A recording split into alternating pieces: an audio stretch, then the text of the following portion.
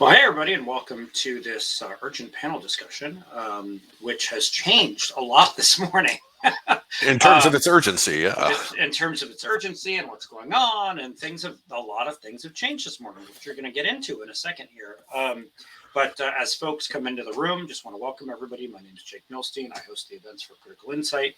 And I want to give a little bit of history here, which is, when the pandemic hit, we started doing a bunch of, are we still calling these virtual events? We started doing a lot of events on computers.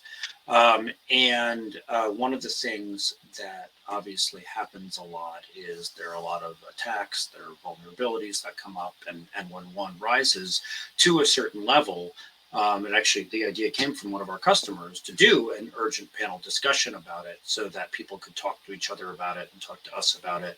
We could tell folks how to prepare, how to talk to their executives about it in the public sector. Obviously, that's elected leaders as well as other folks in the public sector, and that's how these came about. And so we've done these for the Kaseya breach. We've done these for the pipeline breach. Things that made international headlines. We did it for when the Black Matter ransomware gang came out. And so we decided to do it for this one as well. And the history here we'll get into in a second, and then how it all changed this morning a bit is something we're going to get into. A couple of things to know is over on the right, there's a chat. And so if you have questions, put them in the chat. We'll make sure we answer them. And folks, you can talk to each other in the chat as well. That's usually the most interesting part of this. It's not me droning on, it's the other folks. And so we're going to go through introductions here. I'll tell you who's here. We'll go through the facts and how those have changed. And then we'll do Q&A here. And again, please ask us Q&A if you're not familiar with us. Critical Insight is a cybersecurity company based in Seattle. And we do all sorts of assessments and penetration testing and incident preparedness and obviously incident response, although that's not how we want to meet anybody. And we also do managed detection response, which is SOC as a service. But enough about us. Let's get to us. So Mike Hamilton is Critical Insight founder, along with Fred Langston. They've come together. Mike's also the former CISO of Seattle. Fred Langston is our EVP of consulting and has been working in the public sector consulting for decades. And Mike Holmvig, who's joining us today, is CIO at Skagit County, which is a county just north of Seattle, and he's impacted by this. And with that, Mike Hamilton, you had some slides you wanted to go through. Yeah, so what I want to do is just kind of bring everybody up to date on not only what has happened, but what got us here. And then, when we go into Q&A, we can talk about where it's going from here. Because this is all very weird, this fist fight that the federal government is now in with ransomware gangs. And they're starting to openly call us out, hey, we're going to go after your critical infrastructure, which, just escalates things. Well, so here's this Russian, hacker gang calling themselves the Groove ransomware gang, which seems to be a bit ephemeral. We don't know if this is something that's coalescing now, if this was a pitch to get people to join this gang. But you see it in Russian here. This was posted on their forum, but it also ended up on Pastebin. Pastebin is a place where you can anonymously post any text you want. And so the English translation of this, which is a bit rough, I gotta say, definitely called out the United States specifically because we went after the R-Evil infrastructure. And, we even, frankly, went after their backups as well, which is their own tactic. So as the Department of Justice becomes more fluent and emboldened in these kind of takedowns, these gangs are talking about fighting back. And so they called for action against the public sector. Okay. Now, since then, there's a lot of speculation as to whether or not this was a hoax. Is this somebody who is trying to build momentum for something like this, but it kind of flopped? Is this really a real deal? Is this really going to happen? There has been reporting on other gangs talking about the same thing in other forums. So still, though, we have not seen, any sign of this. Notably, one of the things that they were discussing was hands off China, because if we need to, and I'm paraphrasing here, if we need to flee because the United States is coming after us, China will be our safe haven.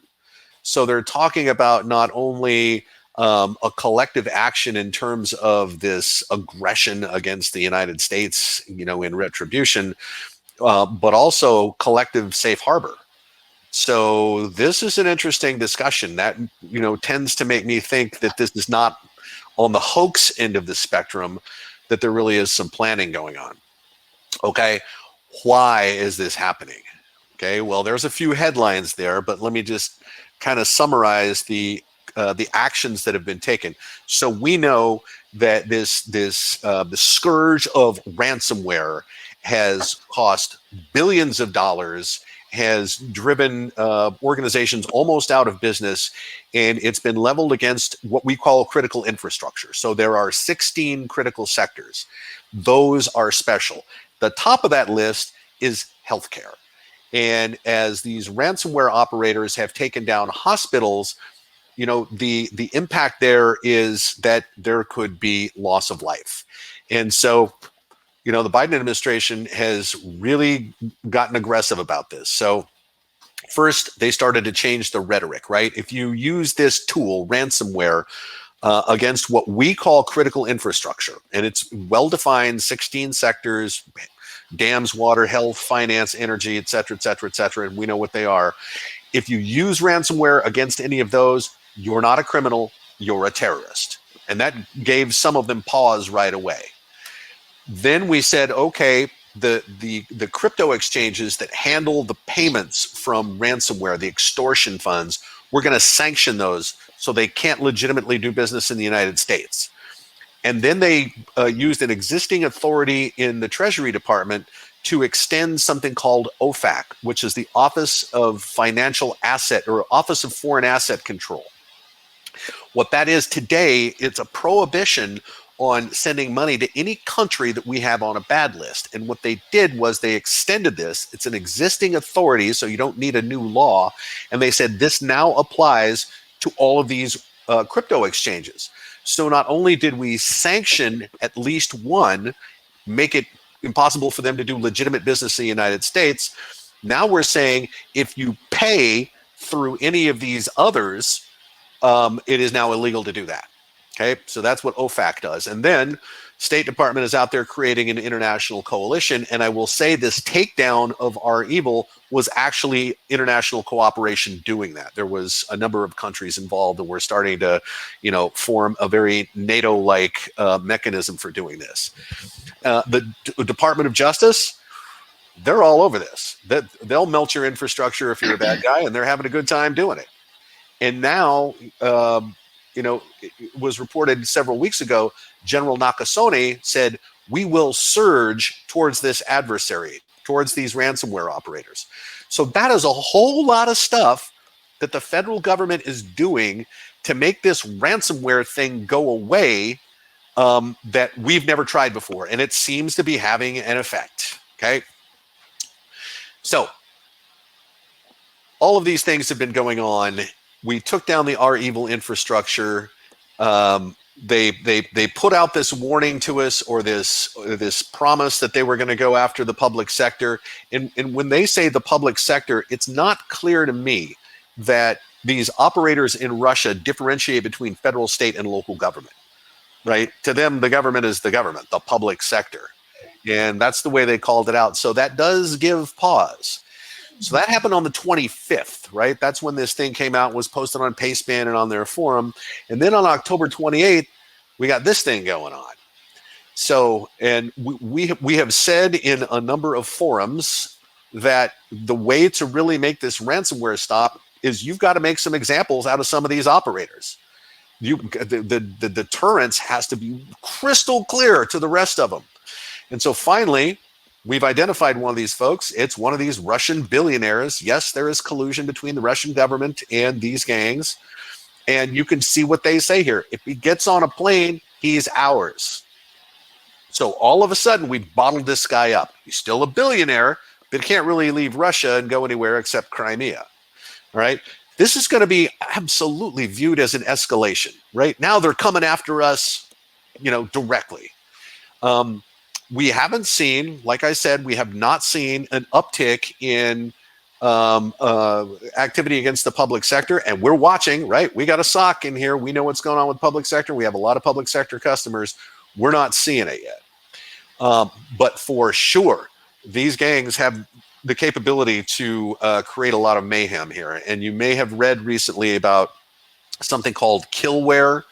And the federal government has been warning about this, and even the Secretary of Homeland Security had some things to say about this. That's stuff that looks like ransomware, but you're not getting your stuff back. All it's supposed to do is make your network unusable forever, or until you just completely rebuild it. And I would say too that this just created the opportunity when ransomware gangs hold up their hand and they say, we're coming after the public sector.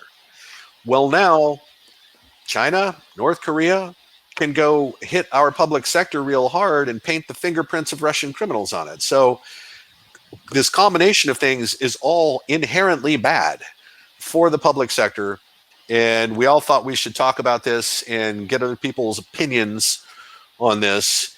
Like I say, we continue to watch. We have not yet seen any uptick at all, but we're in your corner on this. So let's go ahead. Let's go into QA. And Mike, I want to go back to something. So this guy, this whoever he is, this dude who called himself, the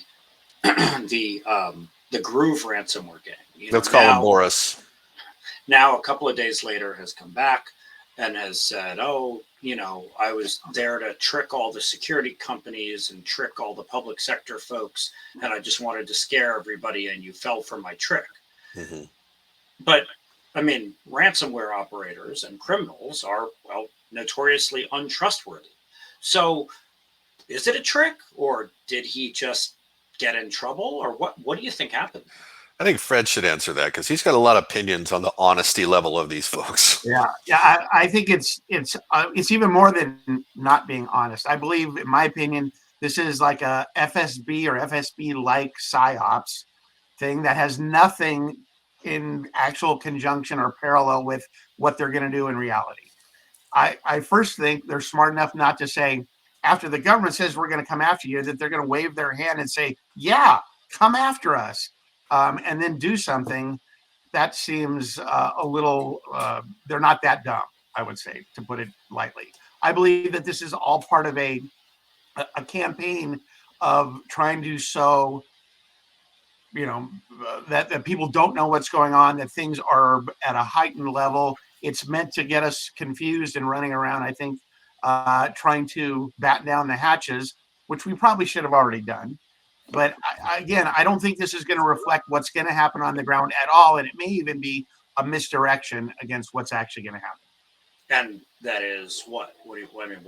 What's actually going to happen? They could be focusing on other things like stealing intellectual property from high-tech firms while everybody's running around and the CISA and Homeland Security is, turning up the, visibility on public sector. And that might not be where they're heading at all. Right. I mean, I can't predict all the things that they can do, but that's just one thing. And that's a great misdirection of our key resources, the government, when the government says they're going to get involved. So now they're focused. The government's focused on something. The back door maybe is not being covered again. Right. And, I want to bring in Mike Almvig here. All right. So you're in charge of the security for a big place. You look at all this, how do you respond to something like this? And you're on mute. And you're still on mute. Let me see. Can I unmute you? No, he's got it.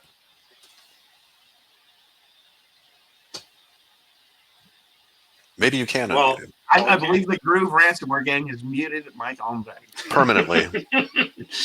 All right. So, while we figure that out, Mike Hamilton, one of the things, so let's talk about the trustworthiness of the ransomware operators here, right? So one of the things that you've seen, and Fred, that you've seen, is they're untrustworthy all the way through, right? They're untrustworthy on what they tell you. They're untrustworthy with their decryption keys. What have we seen? Well, you hit on it. I mean, we are just now helping one client recover from a REvil attack back in June, where right when they got taken out by the U.S. government and their infrastructure for their hacker help desk went down, these keys did not work. Okay, they'd given us bad keys that did not work, and it's taken us this long to work with the publicly available decryptor, which did not work with this, and figure out how to fix what the REvil gang had messed up in poor coding and poor process. So not only is their stuff unreliable at heart, they're ephemeral. Their support, if you want to call it that, can disappear at a moment's notice. So your keys just stop working. You're dealing with criminals. Full stop. You're dealing with criminals, and that's the way it's going to, they're going to treat you, no matter how they present themselves as user friendly to pay a ransom, right, and get decrypted. And Mike Holmvig, I think your mic is working now. Yes, I think I'm back. Hey, it's your voice. So yeah, so let's go back to the question for you. So this is sort of confusing, alarming, right? You can't trust these criminals; they're misdirecting. You're in charge of protecting and defending a county. How do you look at this? Well, it's not going to change anything I'm doing. I think already I agree with you. I mean, these are criminals. They're coming at us. I think it's just we're already seeing them nipping at the edges of our boundaries. That's going to continue. I hope to goodness I never have to face a cyber attack that's serious. However, that said, I think that I have to be diligent and think that that's going to happen. And so, I mean, some of the things that we're doing is I think we're looking at incident response a little bit differently, in that as soon as we get an indication of something, I think we need to escalate that higher and faster. And so I would escalate up to my providers. I would escalate it up to MSISAC and say, okay, something's funny over here. What do you guys think? And so that's one thing that I would do a little bit differently now today than, and that partly came out of the ACES conference, where we had a tabletop and we injected a kind of a notice. We're going to come at you notice, and just happened to be coincidental to this topic. And we're asking, if somebody got a Twitter that said, hey, we're coming after you next, or something like that, what are you going to do about it? And I thought about that and says, I need to escalate it, because there's people who know a lot more than I do, and that can get engaged in the conversation here. I already have started. I'm asking for a lot of funding out of our commissioners this next year. Specifically, I want to attack and try to go after some sort of a disaster recovery plan that is not going to get nailed by a ransomware attack. So I want to get the funding to do that. I want to do some studies in terms of what does disaster recovery mean for Skagit County? What does business continuity mean for Skagit County? We get taken. How are we going to recover? Are we going to pay the ransom, or are we not going to pay the ransom? Let's make that decision up front and get the funding in place to try to deal with that. And so those things are the kinds of things that I am starting to look at very, very seriously. And I just want to say it this way. I felt it was my due diligence to bring this to the commissioners. As much money as this is going to cost, I'm doing my due diligence. And I had a conversation with my administrator, and I told him that. He says, I know this is a lot of money, but if I'm not standing here and telling you need to do something, I'm not doing my job. And so, when you're trying to figure out, how to talk to commissioners, how to talk to elected leaders, that makes sense. But, do they understand the complexity of the issues here? I don't think I'm having a hard time understanding the complexity of the issues here. I think it's very difficult. They certainly are saying it in the news, And so I think the strategy that I'm going to use is I'm going to bring in other people that are kind of more engaged in this and deal with this more to talk to them. I'm not going to necessarily talk to them. I'm going to bring in some folks that can say, bring some of the facts, some of the analysis we've done, do it in an executive session so we can actually tell them what's going on.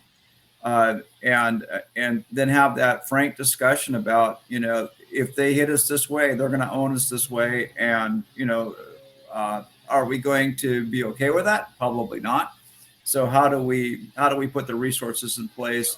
And also, the other thing is I want to shore up my cybersecurity program, and that includes education and awareness for commissioners and things like that. It's the business folks need to become part of the solution here. And so however we can communicate to them, I think that's what we really got to find ways to do that. Yeah, Mike's making a good point here, and I'll just repackage it a little differently. And this is not the objective of what we're doing today, but don't let a good emergency go to waste. As an awareness thing, because this is in the news, it's clear that the federal government is doing everything it can, and it's pissing all these guys off. They're starting to talk about coming back after us. They're singling out the public sector. That's actually something, to take to your executives and say, just want you to know. And Mike's talking about it in the context of risk assessment, right? Are you okay with this? Or should we spend something, to try and be better in terms of our resilience? That's a great point. And so one thing to add to that was when we started doing these panels, one of the asks that came up at one point from one of our customers was, "Hey, I'm having trouble talking to my execs about this. Can you give me something?" So for each one of these, we actually create a Word document. And if folks want to email me, I'll email you back the Word document, and it's written for an elected leader type of person. So it's really easy to understand. Right. It's written by me, so it's not that smart. It's not like these other guys. But it really explains what's going on and might help you with your discussion. And it's a Word document, so you can play with it and change the words for your organization. I'll put my email address in the chat if people want it. I will send it to you. And so, Fred, I know you talk to a lot of executives, how do you talk to them about this kind of stuff? Well, there's nothing better than pointing them to the nightly news. I mean, or, what's on Google News or something like that. And it's the top of their feed as well, right? So as long as you bring attention that these are things that are, they're not arcane, they're not hidden. Frankly, they're front and center now. And you point to the examples of their, entities that are just like them and what happened to them. And we have a million examples at this point of helping them to understand that this is not theoretical or hypothetical. This is happening every day to the people next door to them, across town. That's how it is. But there's another side to this that I think is interesting that we're picking up on. Especially government at the local level is now really starting to open their eyes and monitor their systems and pay attention to what's going on. And what they're finding is they don't really know what's normal on their networks. We see a lot of people calling us saying, we think we're under attack. And it may turn out to be Microsoft is using endpoints to go look for flaws on your network to let you know that you have unpatched vulnerabilities, but they don't tell you. That's a real example. We're scanning you, right? So that's one example. There's a half a dozen that we've helped people understand that this is actually normal behavior. Google, yes, is beaconing out all the time. It looks really fishy. It's not. It's normal behavior. So this is good though. People are finally learning what's normal on their networks. They need to know that. So then they can truly identify the anomalous behavior. So it's a hard lesson to get there, but it's going to help them have a much deeper understanding of what's going on so they can recognize when things are wrong. Yeah. And so Mike Almvig, how do you see that kind of stuff? Like, how do you find that on your network and then decide, what's real, what's not real?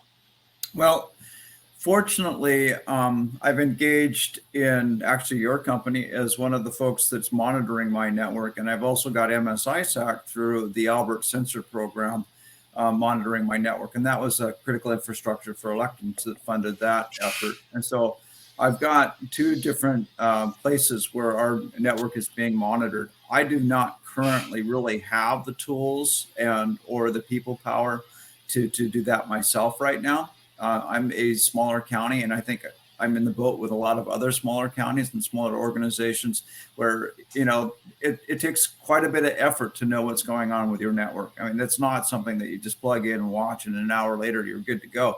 This is something that's an ongoing thing that you got to pay attention to. And since we don't have the resources really to do that well, I'm relying on outside vendors to help me do that. And by the way, when we were talking earlier, you mentioned, that you currently have resource challenges because of other things going on in the world. Yes.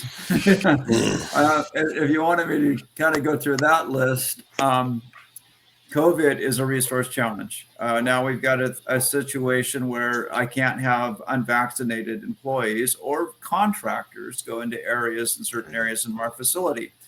That creates a resource challenge. I personally had to go down the other day and deal with a network issue where I haven't done that in years because I didn't have it. I was the last person standing. And so that's now a resource issue that is certainly a different challenge than we've had before.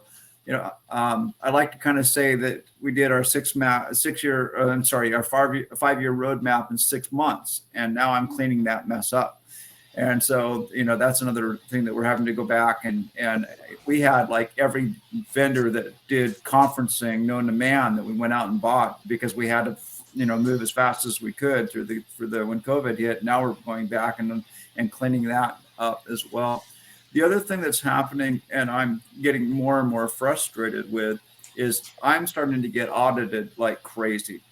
I'm getting it from risk pools. I have an organization that's with the city risk pool. I'm on the county risk pool. Both of them are starting to ask questions. I'm getting it from the federal government. I'm getting it from the state.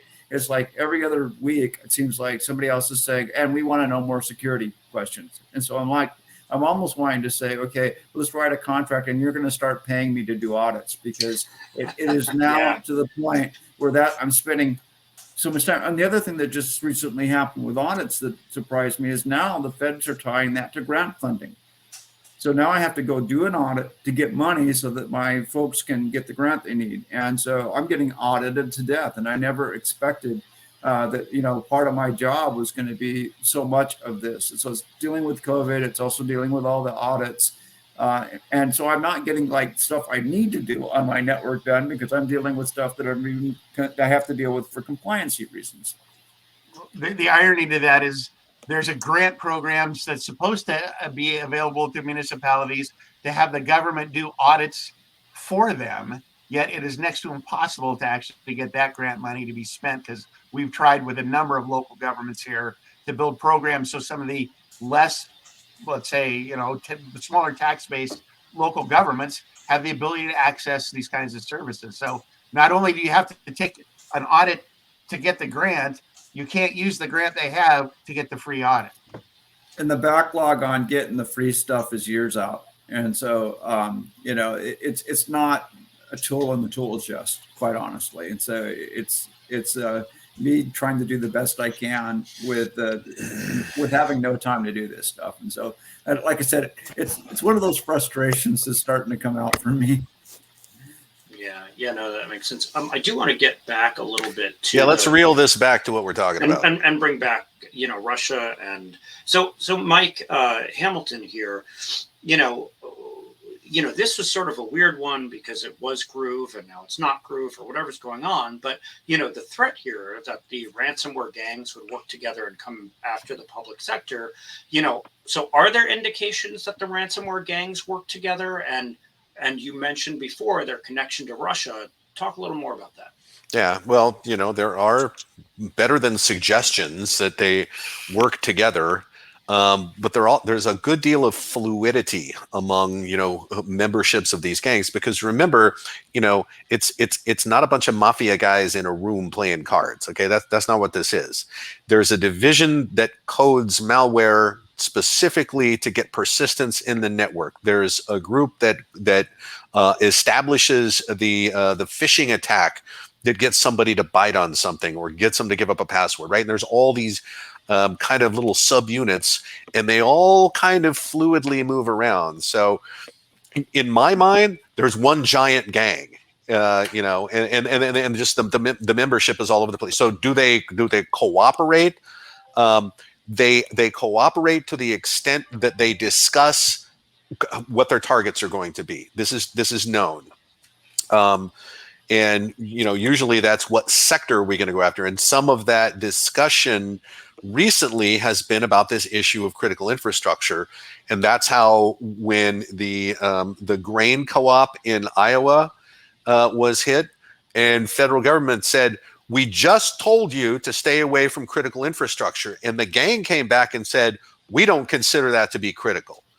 So, I mean, there is this really kind of active discussion going on between the two sides of this, who don't speak directly. They speak to each other in the press. And yes, everybody over there that's involved in this criminal ecosystem is aware of all of this stuff going on, for sure. And we know that there's, cooperation at the government level too. Now that I answered your question, I want to point out this thing that myself and somebody else threw in this chat. And that's what just the information that just came out from CISA today. And this is about, it's a federal directive. All of you agencies must patch these 300 vulnerabilities. And what they're talking about is these are the ones that are actively exploited. We don't care if it's rated with a low severity, because these things can be chained together. And I'm wondering if that is a direct response to this, call out from these gangs. And in terms of local government, it would be well advised to pick up that list yourself and start thinking about getting some of these things knocked down. Some of these, they show up on the radar as, everybody looks at a CVSS score, Common Vulnerability Scoring System. And, if it's not above 5, we think, oh, okay, well, it's going to be cool. That's not high severity. But when we're talking about the chaining of exploits, that's the way Microsoft Exchange was taken over. I think it was 3 or 4 chained vulnerabilities. One leads to another, leads to another. They've done things like when they first get a toehold in a network, and maybe that's from a password somebody gave up, they will intentionally download something that's known to be vulnerable so that they can exploit that and elevate their privileges, right? So if CISA came out the day or a week after the call out from this gang and said, "Hey, we want everybody to go after these vulnerabilities and make sure they are patched," they're saying that for a reason. So again, local government should probably take that list up as well. Fred, thoughts on that? Yeah. So I want to point out too that what preceded their kind of more threatening notification was they'd actually been advertising for recruiting, I should say, for people to join the gang. And they were not just recruiting other ransomware people. They were trying to recruit coders that wanted to go to the dark side. And they were doing this, I think, mostly in Belarus, because that's where they can do it with impunity. So, there's another theory that says this person that was trying to start this new group gang tried to recruit a bunch of people. It didn't go very well. They were probably too vocal, because just recruiting for a ransomware gang is kind of a finger in the eye for the free world, and they were not successful. So then they maybe decided to go into this more, I'm going to cause as much damage as I can just by putting out this nasty gram that they put out, that we've been talking about. So there's a lot that kind of preceded and how this went through. And, the weird other part is they originally were saying Groove was going to be an amalgam of, REvil, Babook, all these different gangs. And it was going to be a super group, a super gang. this is all speculation, and it's all that's turned out to be just that. So, to some degree, I think we got trolled. We I don't know. I think I think this CISA thing has something. Since you brought up Belarus, why don't you talk about the other thing that happened and what bearing that might have on this as well? Yeah. So there was a hacker that the U.S. had put out, a Russian hacker. The U.S. had put out a Interpol warrant on. This person was picked up in Belarus, and if you know, their government is not friendly to the West, and they ended up releasing this person. So this person is out on their own recognizance, probably on their way back to Russia. And so, what does this mean? Does this mean that because Belarus is apparently a puppet state of Putin's, that this was Putin directing this as a way to say to the U.S. government, "No, I'm not going after these people. This is international crime problem. It's not my thing." There's a lot you can read into that, but there is this whole thing about what are we going to actually do when we try to catch someone? How are we going to do it? Is it going to be like Mike said, waiting in every airport for their passport to show up in a country where Interpol has the ability to arrest people? We don't know, but all these things are tied together. There are a lot more dominoes that are yet to fall. I think this is just like chapter one of this kind of whole next round after kind of the takedown of our evil, which did, I think, a lot of damage when they went after their crypto wallets. It showed how vulnerable that these ransomware gangs actually can be, that it's not that hard maybe to trace these if you can get to the right crypto wallet and seize it, because they tend to move from wallet to wallet. So there's a lot I think the bad guys have learned here about how they can be hurt or hacked back, if you will, and it's changed their view. Yeah, I mean, I think it has, but I'm not sure we've seen any relenting because of it. But we'll see what else the government does. I do want to point out in the chat here, Mike Hamilton and another fellow has posted this stuff from, or Mike actually just reposted the link from CISA there. So if you're looking for the directive there, it's there. If you're looking for what to do for the next 6 months, there's your link. How about next 6 weeks? Because if you're 6 months out with those, I mean, yeah. Look, here's how it works. The bad guys know the fuse is lit. The government's put it out. It says you got to patch these. That window's closing. So if they're going to take advantage of it, they're going to do it in the next 6 weeks or 6 days. And it's got a hack. You put a hack me sign on your front window if you don't fix things. Yeah, and there's a question here what I want to get to, but I want to start with Mike Almbeg on this question. So, how do you prioritize, in your size city with the challenges or your county rather, how do you prioritize the 300 items on there? How do you figure out what to go after first? I'm not excited about that at all. 300 items is going to be a challenge because we'll try to do some level of assessment and probably talk to our consultants and say, okay, what do you think we ought to go after? Obviously, we'll go through and try to check off, which ones we've already got covered and addressed. But a 300 is a formidable list. That's probably somebody on my team is going to take a week going through these things just to figure out if we got this issue or not. And I don't have a week worth of time. So we're going to have to just kind of do it. And that really, truly means that other things are not going to get done. I mean, that's what this comes down to. And so it's going to be a choice of what are we not going to do? And, Fred, go ahead. Yeah, I was going to say, the one thing that we always say is if something's exposed to the internet, the hourglass has been turned over and you've got to fix it. Okay. Now, if it's inside, if it's internal, you put context around it. Who has access to it? Are those high threat individuals like temp workers that have access to that part of the system where they can take advantage of it? Or is it trusted employees that have been there 20 years are the only people? But if it's out on the internet, I'm telling you, the bad guys are going to find it and they're going to exploit it, and it'll happen like that. Mm-hmm. Kind of the good news for us is we don't have a whole lot that are out on the internet. I mean, we pretty much have locked a lot of stuff down. But regardless, you still got to look at it. Yep. Yeah, I mean the other thing is like all the normal things you're supposed to do, right? Make sure you've got some capability to restore, so you don't have to make the call to the insurance company and you know get get crushed that way. So it's all about the backups. It's about if you have an on-prem domain controller, have a duplicate of that, which is not online. All of the things that we're always told all the time to do. But now this thing just came out about these vulnerabilities, which seems to be suspiciously timed after the public sector, notably the federal government, got called out. So, I would take that as the playbook to pick up.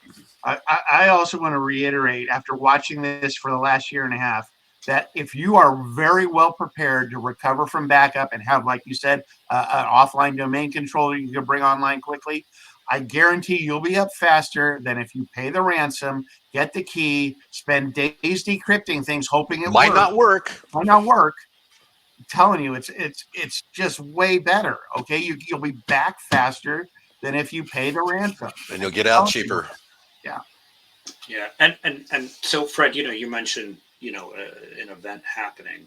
So let's just set like two questions here. One, if these gangs come together, and if there is some sort of large event that impacts a bunch of cities and counties and other organizations, two questions here. One, is there a better chance of that happening now?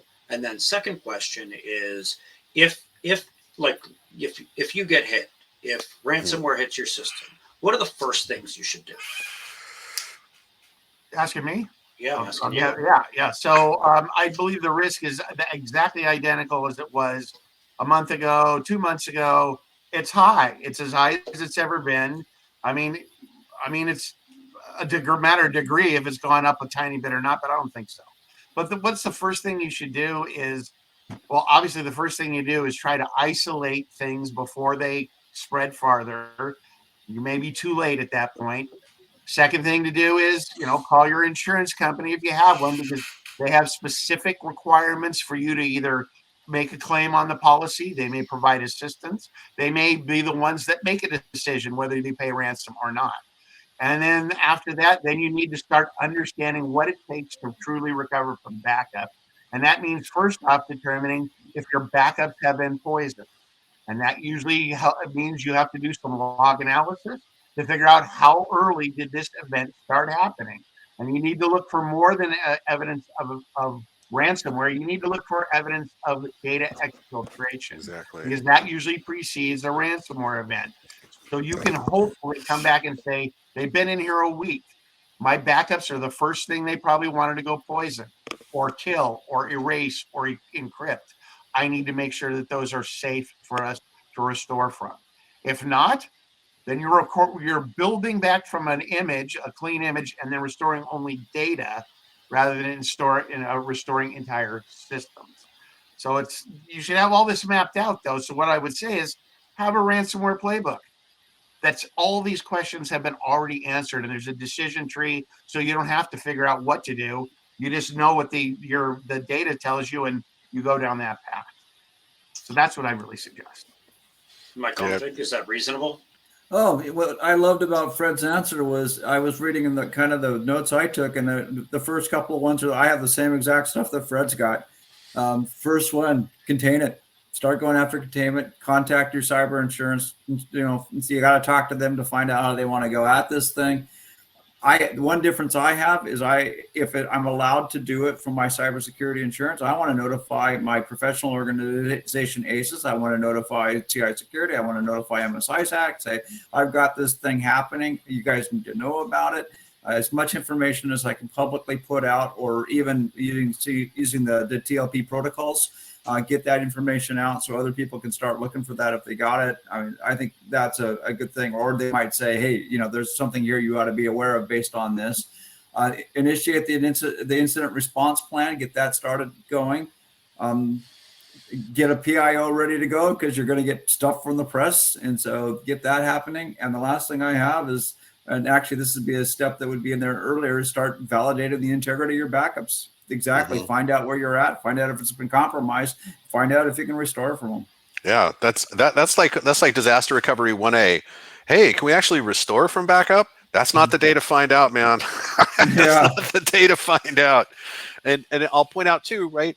When this thing happens, if it happens, you are going to be in immediate contact with the gang. They're going to be trying to get your attention. Hey, they're getting mad when you hire one of these companies that helps you negotiate because they always negotiate them down. But there's a strategy. If it looks like you are actually able to rebuild from backup, and it looks like there was no data exfiltration, you can't show a big outbound flow of data that suggests that they stole records that they're going to make public, right? One of the strategies I read about is stall them. Just keep talking to them. Just keep stalling, keep negotiating until you get everything fixed, and then tell them to pound sand. Well, whatever. So one of the things that came in the chat here is, how often should you run your playbook? Michael says we're looking at moving from annual to quarterly incident response testing and training. Fred, is that right?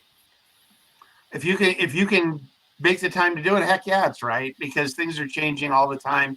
You can run different scenarios on all these different ones. I mean, there's probably 10 or 15 scenarios we run out of, we usually run 4 at a time when we do a tabletop, but there's like 15 scenarios we can choose from. And, that'll take you a year to go through all those, right? So there's nothing wrong with doing that, but you should at very least, at least once a year, because nobody really understands what's in that IR plan either until they've suffered through an incident and stumbled through it, or they've actually had a chance to go through it and go, oh, I see how this is supposed to work. It's not just a bunch of words on a page now. I see how this thing actually rolls out, right? So it's very valuable. And my config, these things have had to change, right? I mean, over COVID, people went home and some workers are no longer there. There's the great resignation going on. So the plans have had to change, right? That's correct. And how often do you change them? Do you, every time somebody leaves, do you have to change them, or, what does that look like? It's when people that are critical leave, then you have to change it. And so that's going to be your administration, your public information officer, your attorneys, things like that. You're going to have to get a hold of fast. That, like your risk manager, that's the one who's going to probably contact your cybersecurity. Yeah, so those are the kind of people you need to do. I wish I had a full-time person to work security to keep that plan updated. Right now, that's falling on me. And so with everything else I'm juggling, that's hard for me to keep that updated with that. And the threat landscape is changing all the time. And so there's areas, elements there that we might want to change our approach on how we attack an incident because the threat vector's changed. I think small organizations have a very, very hard time keeping their incident plan, even if they even have an incident plan, keeping it up because just the pure resource load on us. Yeah, that makes sense. Mike Hamilton, I want to get back to the international issue for a second here. Mm-hmm. We talked a lot about Russia, but over there on the other side of the water is China, and in all of this we've been talking about Russia. China is also a threat, as is North Korea. How does that play into all of this? Well, like I kind of alluded to. So first of all, the tactics are different and the strategic interests are different for these different countries, right? China does not have a bunch of ransomware operators. They look the other way or they provide tools to, because they're pulling in so much money into the country. That's what Russia does. However, it is in China's strategic interests, just like Russia's, to just mess us up for real. And a lot of that is, from the Chinese side, that is the theft of intellectual property because that damages us economically. They have, been implicated in some of the bigger, broader attacks, like, SolarWinds exchange, right? They were the ones that did the exchange compromise. but the danger with them is really the fact that they provide tools and support to North Korea. And North Korea doesn't give a rat's behind what we consider to be critical or what, if disrupted, will cause loss of life. And so as these ransomware operators have made these public statements, and maybe they're getting them to back off from them right now because you can't go out there in public and you're just going to bring the federal government down on it. I mean, I understand there's all that going on, but what it did was it created this ability to false flag something. So, and this is complete speculation, but China goes to North Korea and says, hey, season is open now on the public sector of the United States, and just make sure you make it look like the Russians did it, which is maybe that's plausible, maybe not, because China and Russia are becoming aligned in strategically how they're going to deal with the United States in terms of who's going to be the next superpower, things like that.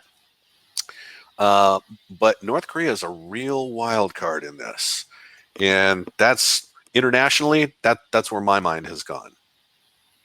And do you think that with the United States now taking action, we're going to see more international attacks, or are we just going to see more international noise like what we got here?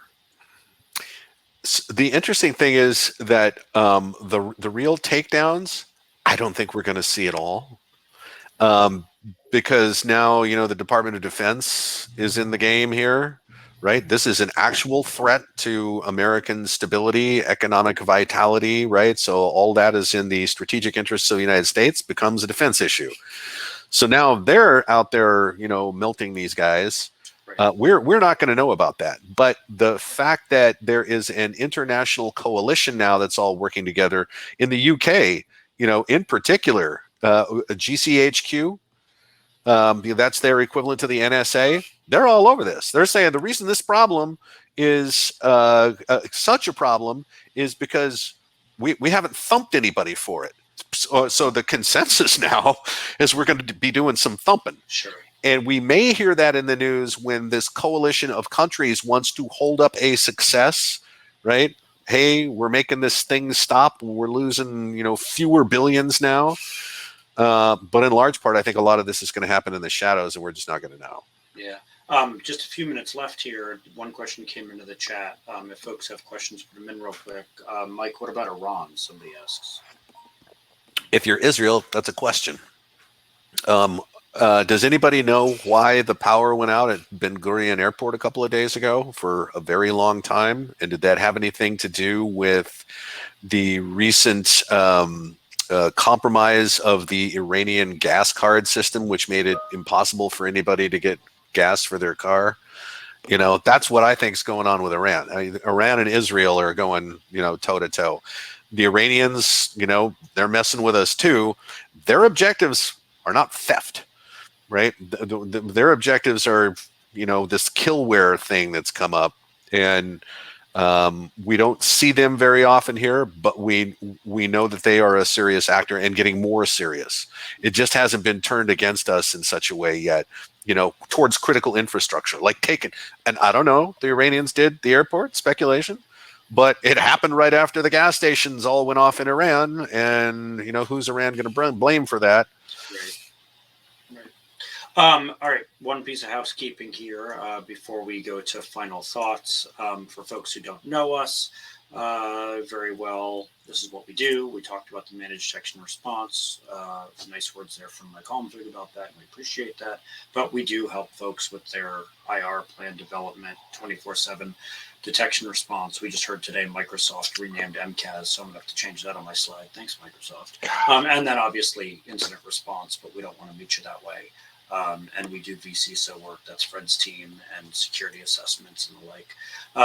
One other very important thing is there's a survey today, and we appreciate when folks fill out the survey, which I just put in the chat, because one, it helps us get better at this. We get feedback.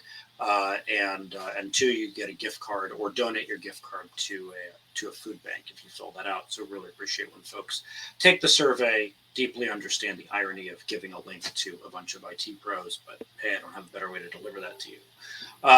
The other thing is, because of this and because of other attacks, Mike and Fred have let us do a 13-point assessment for folks. It's about a 60-minute assessment. We used to charge for it, but because of everything going on, we do it for free, and we have a few to do in November. And then lastly, every other Friday we do security awareness training. You can send all of your folks. You can send anyone you know. You can send your grandparents. You can send your kids.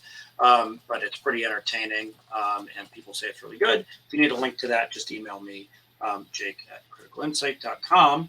And now we'll do the final thoughts. Mike Almvig, you want to kick us off? Final thoughts here. Final thoughts. Catching me a little off guard, but I think quite honestly, we're in a war, and it's going to get worse. I'm anticipating that. That's why I said I need to do my due diligence by bringing this information to the commissioners, my county commissioners, and starting to do what we can. I really hope the federal government starts helping locals more than they have. I mean, there are lots of issues at the local level that it's hard for us to deal with all these things. We need help. And so I hope that something happens there to bring funding and to bring some resources there. But yeah, I don't think this is going away anytime soon. I think we're in this for the rest of my life. Yeah, Fred, final thoughts? It's basically echoing what Mike said. I mean, the threat level has not changed. It's at the highest level it could possibly be. It's not going down. So everybody just has to up their game, right? And you have to pick the things you need to fix and prioritize, because if you have things that are hanging out there exposed, the bad guys are going to find it. Mike, final thoughts? So just 3 quick points that all came out of the discussion here. Number one, use this event to raise awareness at the executive level and potentially drive budget. If you need budget to make changes and there are things that need to be fixed, patched, whatever, and you need to redirect resources, if you need to bring in consultants, use this event to raise that awareness and potentially, help with resourcing that. Number two, I would focus on those vulnerabilities, because I don't think it's coincidental that this came out right after the call out. And then thirdly, just do what we're all supposed to be doing, that everybody says to do all the damn time: prepare for response and recovery. Yeah. All right, guys, thank you very much. Audience, thank you very much. Please take the survey. We'd really appreciate it, because we like the feedback. And if anyone wants to get that executive briefing we typed up, shoot me an email, or the link to the security awareness training, shoot me an email. All right, everybody, thank you very much, and have an awesome day. Yeah, and thanks to all the folks from the city of Seattle that I saw in here. It's good to see at least your names. And special thanks to Mike Almvig for joining us. See you. Yeah, Mike, Bye-bye. thanks. Thanks.